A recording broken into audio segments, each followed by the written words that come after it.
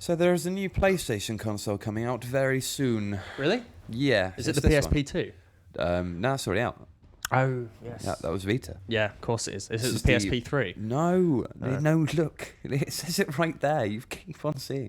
It's PlayStation 4, dear. Oh, yeah. And it's quite nice. I think we've both had a bit of a fiddle one of these now, haven't we? It's definitely a console, and it's definitely one that I will enjoy playing on. Mm-hmm. You're getting one at launch too, aren't you? That's the plan, yeah. Yeah. Unless something goes drastically wrong. And never underestimate the ability for something to go drastically wrong. But yeah, I've had one on pre-order for quite a long time. Quite soon after the reveal. Yeah. Threw my hat in the ring. What of the launch games are you looking forward to most? Well, you see, that's the interesting thing, because not that many, really. Really? Like, I don't think there's ever been a great console launch in regards to games. I think Vita was pretty strong. Yeah, I suppose. But, I mean, even with stuff like the PS2, you look at the launch games, and they're not that great. And with the PS4, there's easily way more choice than any other console launch I can think of. There's loads of good third-party stuff, isn't there? You're going through your Watch Dogs, your Assassin's Creed, Need for Speed, COD, Battlefield. It's good 5 strong things of games most people play and enjoy. That right there. It's plus you add in all the kind of smaller digital stuff. There's going to be way more choice on launch than most previous consoles. But yeah, I'm definitely getting Lego Marvel Superheroes. Oh, you. Because it's Lego Marvel Superheroes. Obviously it's not going to be a proper PS4 game, but I don't care. I'll also probably be getting Need for Speed, because Need for Speed is rad. And Battlefield 4 as well, because... Not Call of Duty? I've always preferred Battlefield to Call of Duty, personally. And for the first time since it came to console, I really think that the console versions will be able to kind of keep up with the PC version. See, I really like the look of this. This is the Playroom. Yeah, this is kind of the tech demo that comes preloaded onto the system. It's a bit like kind of Wii Sports was for the Wii, I suppose. Yeah, it's silly nonsense. It's silly nonsense. It just shows off the new kind of features. So it shows off what the touchpad does, the controller, how it interacts with the camera. Yeah, do you need a camera for this? Yeah, you need the camera for... Yeah, you do. Yeah. So every mode of this uses the camera? I think so. Yeah. Because it's all kind of AR stuff, so it's taking this footage is recorded by the camera and then projected back through the TV. So it's kind of like the iToy type thing, just using the controller and using kind of just yourself as a controller, like the whole Kinect thing, which has gone down remarkably well with the public. Certainly more so than gamers. My favourite bit of this Playroom is this bit playing with the little dudes and then just like smashing them up, murdering them, and then like they're all in your controller, and if you shake the controller around, they all just get like shaken up to oblivion. And you hoover them up. Yeah. Oh, look at the little guys! I love them. Basically, just torturing tiny little people. That's fine. They should have called it the torture room. Then we kind of get a look here at what other companies are doing with the tech of PS4. So this is Quantic Dream's tech demo. Of course it is. Which probably has as much gameplay in it as their next game. Lol.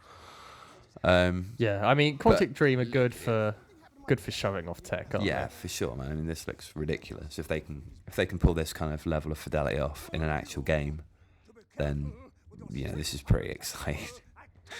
Pretty exciting. Yeah, I mean, whether this is something to do with the game they're making, or if it is. I don't think it is. I think it's just they've come out and said it's a standalone tech thing. They've announced they're working on something for PS4. Yeah, they're definitely working on something. But between this and kind of the Unreal tech demo and the Agnes Philosophy Final Fantasy tech demo, we've seen like what we can expect from, I don't know, maybe 3 or 4 years time on PlayStation 4, that kind of level maybe. I wonder what the Quantic Dream game's going to be. Maybe a crossover between Beyond and Heavy Rain. Oh, no. Where Jodie and Ethan team up to save the world. I don't know if I want that. No. Anyway, more games. Watch Dogs, which is probably the game everyone's the most excited for. Yeah, I think if you did a poll... Launch-wise, yeah. Yeah. You did a poll of the launch games that everybody wants. I'd say Watch Dogs would probably be up there. Killzone's actually surprisingly popular as well. Like, I put a shout out on Facebook and Twitter, and I was amazed how many people said they'd be getting Killzone day one. Like. Yeah, I've managed to have a go on Killzone, and it's good.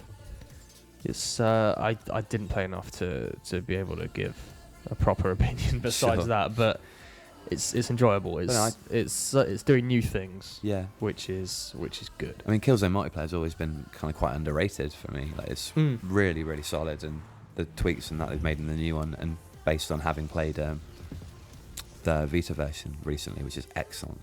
I think they're going to do a really good job on Shadowfall. I'm really looking forward to playing it.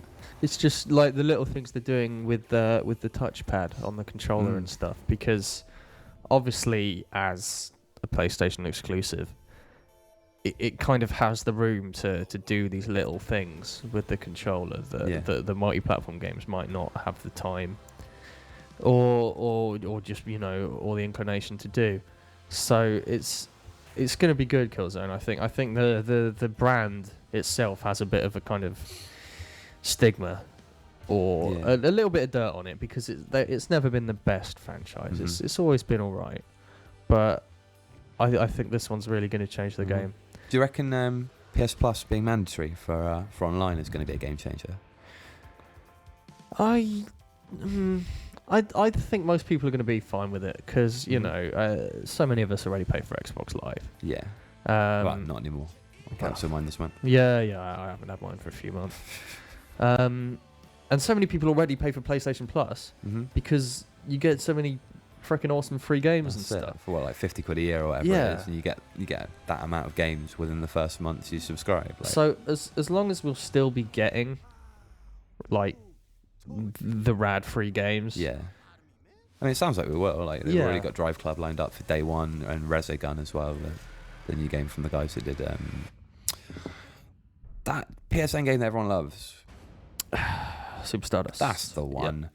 Yeah. As long as we still get free games, PS Plus is essential.